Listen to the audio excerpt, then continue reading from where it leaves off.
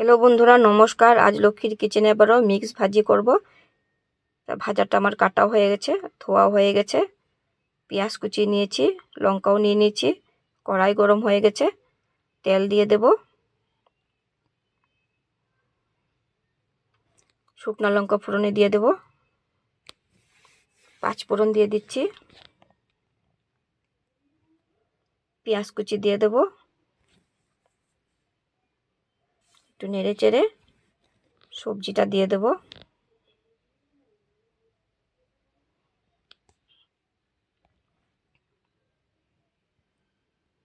হলুদ গুঁড়ো দিয়ে দিচ্ছি,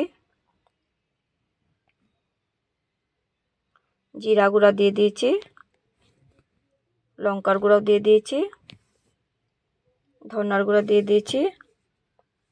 পরিমাণ মতো নুন দেব, টমেটোর কুচি দিয়ে দেব, সামান্য একটু চিনি দেব। ভালো করে নেড়ে চেড়ে ঢেকে দেব।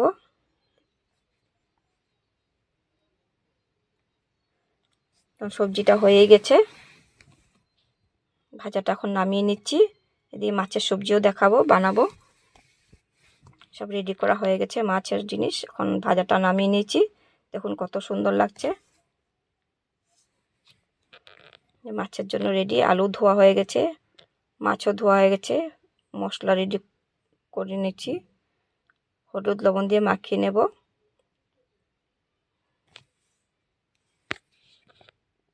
মাখানো হয়ে গেছে, মশলাও রেডি করে নিয়েছি, পেস্ট করে নিয়েছি। কড়াই গরম হয়ে তেল দিয়ে দিয়েছি, একটু নুন দিয়ে দিয়েছি। মাছগুলো ভাজবো, না তো লেগে ধরবে, তাদের একটু নুন দিলে মাছটা লেগে ধরবে না। তাই এখন মাছগুলি সব একে একে করে দিয়ে ভেজে নেব। লাল লাল হয়ে গেছে, উল্টে উল্টে দিচ্ছি। এখন আমি তুলে নিচ্ছি। তো মাছ ভাজা হয়ে গেছে।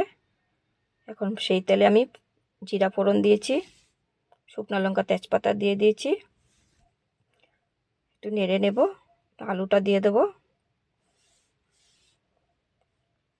আলুটাকে ভালো করে ভাজবো লাল লাল করে। মশলা রেডি করে নিচ্ছি, একটু জল দিয়ে ফেটে নেব।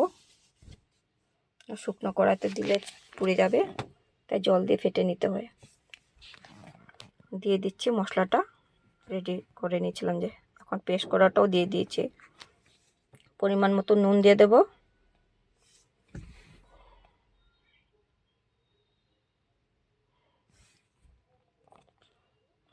গরম জল দিয়ে দিচ্ছি।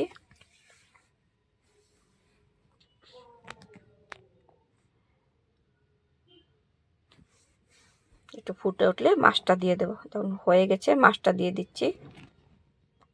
কাঁচা লঙ্কাও দিয়ে দিয়েছি কয়েকটা।